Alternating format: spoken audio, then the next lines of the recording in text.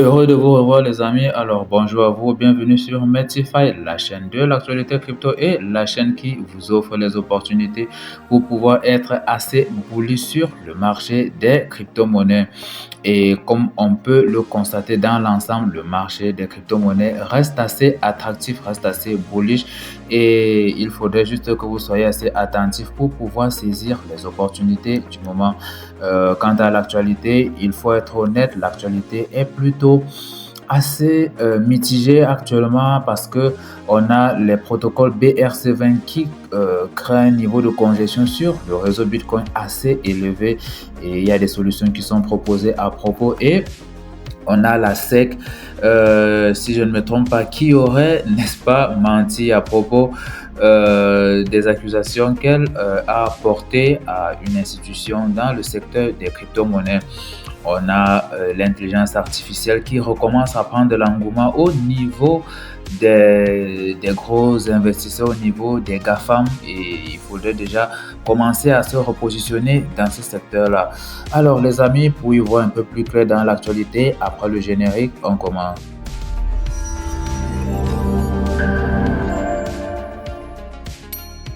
Alors, les amis, comme je vous le disais tout à l'heure, l'actualité, si on veut regarder la situation globale du marché, déjà, c'est ce qu'on doit faire à la base, regarder à peu près comment se comporte le marché dans son ensemble. Et pour le coup, on va voir un Fear and Greed qui se retrouve aux alentours des 81. Donc, on est en train de progresser vers une psychologie assez verte pour l'espace des crypto-monnaies en général. Et comme nous sommes en Bitcoin Season pour la Bitcoin Season précisément. Et à côté de ça, on peut bien remarquer, on a une Bitcoin dominance de 52,8% et une Ether dominance de 17%. Ce qui montre clairement que le Bitcoin, pour le coup, est encore en train de dominer le marché. On a un volume de 66 milliards de dollars global et un market cap de 1,64 trillion de dollars. Et c'est encore, je pense, c'est à un prix moitié. C'est une market cap je pense, de moitié par rapport au sommet historique sur le Bitcoin. Donc, si on évolue de façon un peu plus précise, on aura un Bitcoin qui se négocie aux alentours des 44 184 dollars, assez intéressant. Et bien évidemment, un pourcentage de 14,20% sur les 7 jours. Un Ether qui se négocie aux alentours des 2358 dollars et ouais, avec un pourcentage sur 7 jours ou alors une performance de 13,11% sur les 7 jours. Le BNB suit également, il fait une performance légère depuis un moment avec 4,53%. Un Ripple qui a 9,94% et une valeur de 0,67 centimes. Pas mal. Et le Solana qui ne fait que continuer sa traîne haussière pour ceux qui le constatent. Chaque jour qui passe, on peut constater un Solana qui continue de surperformer le marché en gros. On a un Dogecoin qui a fini par revenir aux alentours des 1 centime, on va dire ça comme ça, 1 centime. Et un Shiba également qui a fini par revenir également à 0,401 centime également, ce qui montre que apparemment la liquidité recommence déjà à descendre de ce côté-là. Donc soyez un peu attentifs pour ne pas rater quoi que ce soit. Et si on va sur l'actualité de façon un peu plus précise, on a Tether en fait qui, je pense que Tether a augmenté son stock en USDT, donc l'Ether dominance, bon, je ne vais pas dire l'Ether dominance, mais la quantité d'USDT a considérablement augmenté sur le marché des crypto-monnaies. Et si ça monte également, je pense que ça explique le pourquoi on a une Bitcoin dominance qui suit également. Si vous remarquez très bien là, les traits en noir derrière représentent à peu près le graphique du Bitcoin et le trait en vert représente le graphique de l'USDT. Et vous remarquez que chaque fois que l'USDT a été présent en forte quantité, le Bitcoin également a reflété cette présence de l'USDT sur les marchés. Le marché reflète exactement, comme vous pouvez le constater là. Donc, il y a une corrélation exacte entre la Bitcoin dominance et, comment on appelle ça déjà, et la quantité d'USDT présent sur le marché en gros. Donc, c'est à peu près. Et du coup, si je veux être un peu plus précis dans l'actualité, c'est que d'après les données, d'après ce que j'ai pu lire ici, c'est que la capitalisation boursière de Tether, de Tether, l'USDT, est d'environ 90 milliards de dollars actuellement, ce qui est très important donc pour le prix du Bitcoin parce qu'il y a une nette corrélation entre les deux. Et comme vous le savez, Tether, c'est un stablecoin, c'est même l'un des stablecoins les plus dominants liés au dollar américain et aux obligations américaines également. En termes de capitalisation boursière, il est largement au-dessus de beaucoup d'autres. Et c'est clair, c'est normal parce que c'est lui, le stablecoin, en fait, par partir de qui on déduit la market cap des autres crypto-monnaies. Donc, autant il est présent sur le marché, autant il a une certaine valorisation. C'est à peu près ça. Donc, les investisseurs utilisent souvent des crypto-monnaies stables pour conserver de la valeur après qu'il se soit exposé à un actif très volatile comme le Bitcoin, l'Ether, le BNB et bien d'autres pour conserver la valeur qu'ils ont pu générer là-dessus. Ces actifs-là, ils les récupèrent très souvent en USDT. Du coup, la présence donc des USDT se trouve considérablement en train d'augmenter, certainement parce que les investisseurs sont en train de suivre la traîne haussière du Bitcoin et font donc entrer les capitaux sur le marché des crypto-monnaies. Et pour la deuxième actualité, c'est Coinbase qui nous apporte des actualités sur ses services. Du coup, vous allez voir l'action Coinbase, comment elle a surperformé depuis lors. En fait, Coinbase a innové en donnant la possibilité de faire des transactions à partir même je pense des applications de messagerie ou encore des applications de réseaux sociaux. Et si je vais être un peu plus clair, c'est que la fonctionnalité de transfert d'argent mondial de Coinbase est très utile pour les personnes qui veulent envoyer de l'argent rapidement et sans frais. Et c'est quelque chose qu'ils viennent carrément de mettre en place. Du coup, les utilisateurs peuvent générer un lien et partager même ou encore un lien à partager sur leurs réseaux sociaux préférés pour transférer de l'argent à leurs amis ou encore à leurs prestataires de services. Ce qui semble être un raccourci plutôt très adapté à l'heure actuelle où on essaie de simplifier non seulement simplifier l'utilisation des produits DeFi, CeFi et également de faciliter l'adoption massive. Donc Coinbase qui est présent dans plus de 170 pays avec plus de 130 actifs. Non, je pense il a plus de 130 actifs et présent dans, enfin, si je nuance entre les deux, je pense qu'il est présent dans 170 pays et il prend en charge les on-ramps et les on-ramps de fiat locaux de plus de 130 pays. Oui, je pense que c'est beaucoup plus ça. Et avec un truc comme celui-ci, ça va rendre les affaires ou encore l'adoption bien plus massive qu'autrefois et peut-être même lui faire gagner encore beaucoup plus de parts de marché.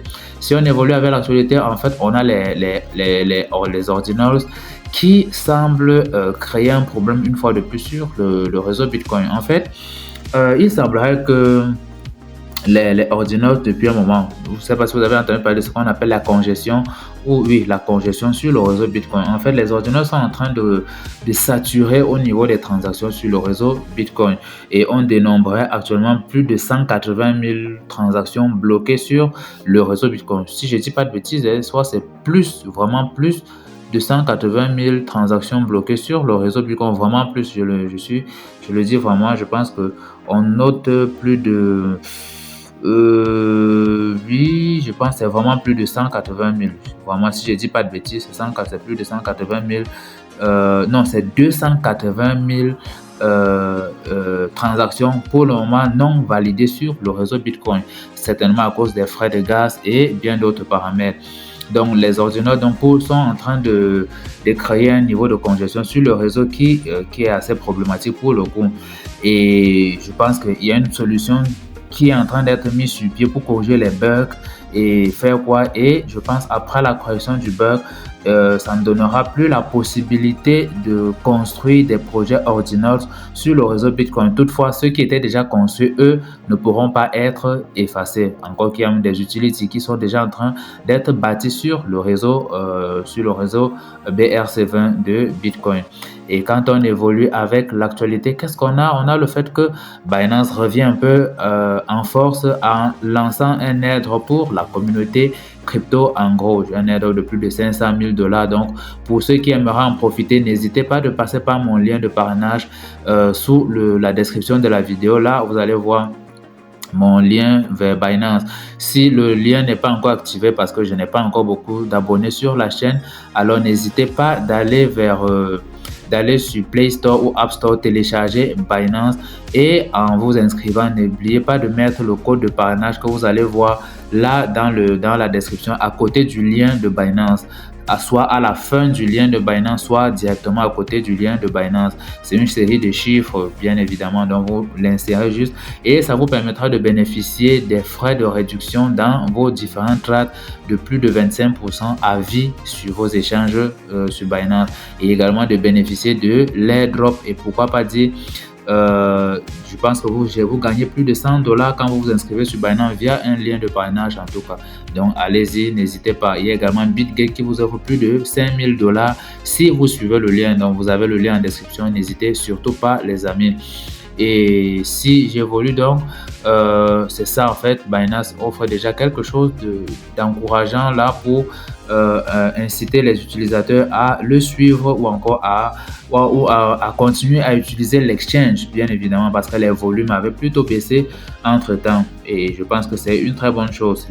Les actifs vont être redistribués en Shiba Inu et en Bitcoin, notamment près de 40 000 $ et les autres, je dirais les 460 000 $ seront distribués autrement certainement. Et la règle est que quand vous allez vous inscrire sur la plateforme, vous devrez faire l'effort d'utiliser l'application, l'extension Web3, Binance Web3 Wallet qui se trouve là dans leurs applications. Vous l'utilisez, vous faites les tâches qu'on vous a demandé et d'ici le 31 décembre, vous verrez les récompenses qui seront redistribuées à tout un chacun. N'hésitez pas, allez-y à fond.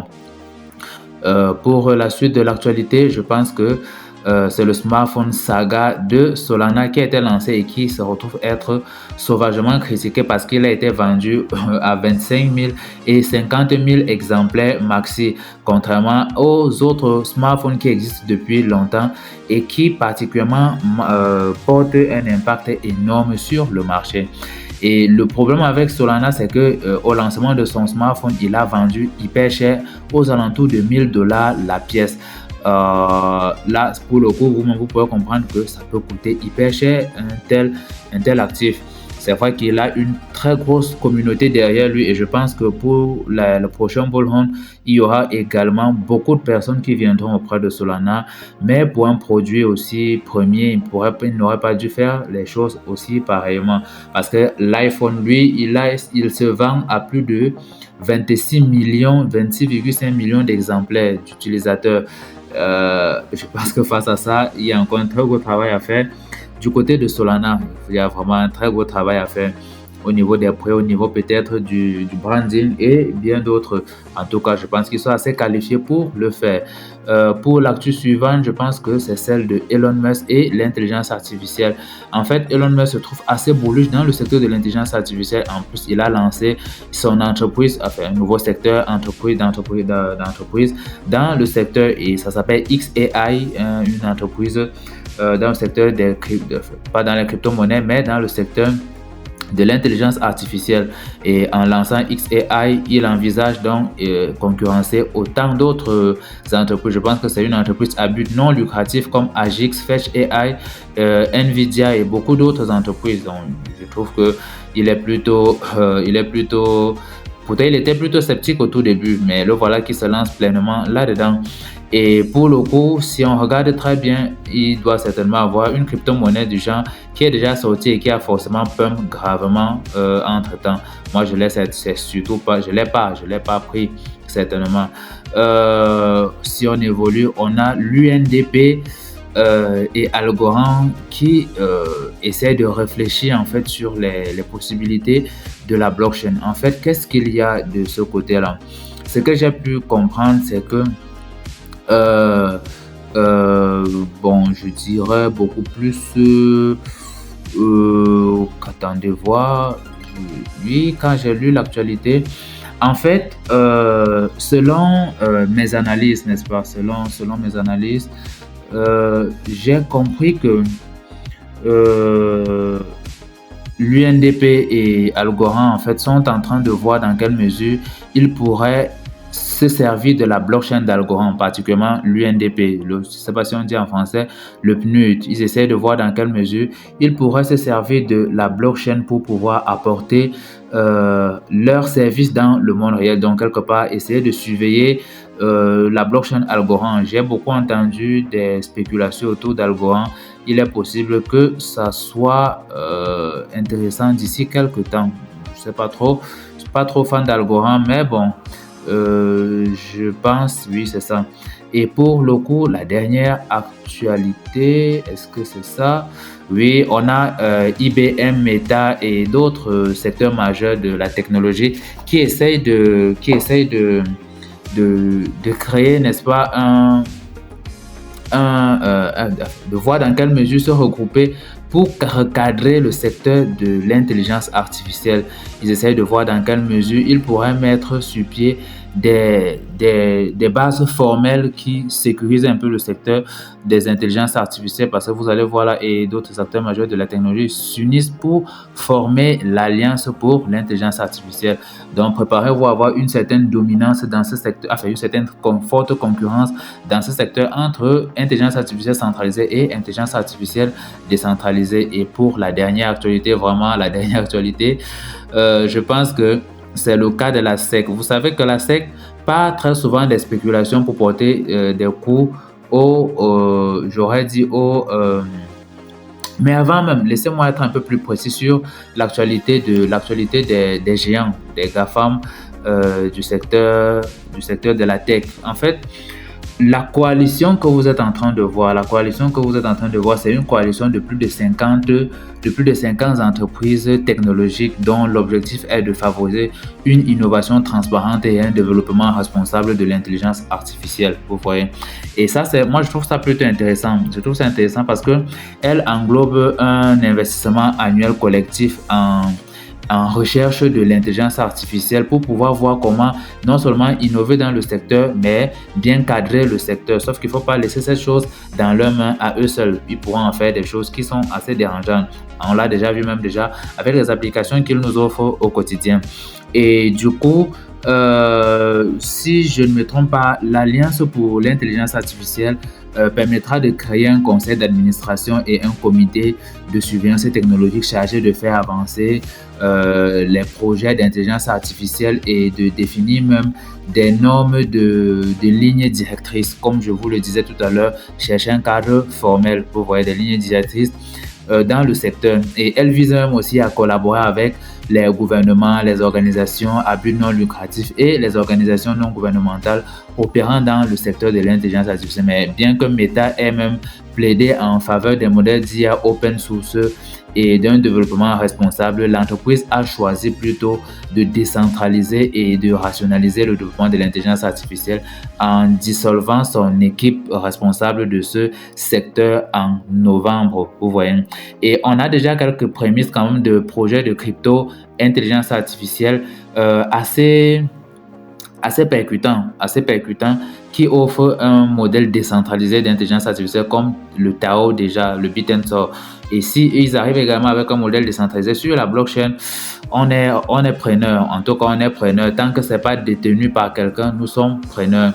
Donc, c'est ce qu'il fallait comprendre en fait de cette actualité. Et pour le coup, la dernière actualité, comme je vous le disais, la SEC se permet très souvent de faire des coups assez bizarres quand ils intentent des procès au secteur des crypto-monnaies.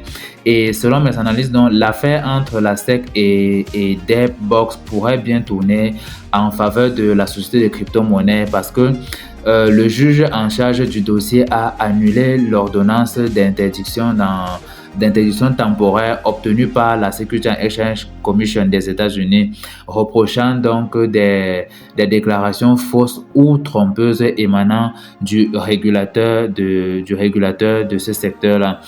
Et le juge a également remis en question donc la justification de la TRO, puisqu'il n'y avait aucune preuve que les comptes bancaires aient été fermés dans les 48 heures précédant l'audience qui avait été soumise à des box. Il n'y avait presque rien qui permettait de prouver cela, et les sanctions donc qui seront prises contre la SEC pourraient inclure des sanctions, à la fois des sanctions pécuniaires, mais ce qui a même beaucoup plus à retenir, c'est qu'elles pourraient également être limitées à des directives de nature non monétaire. Or, quand il faut imputer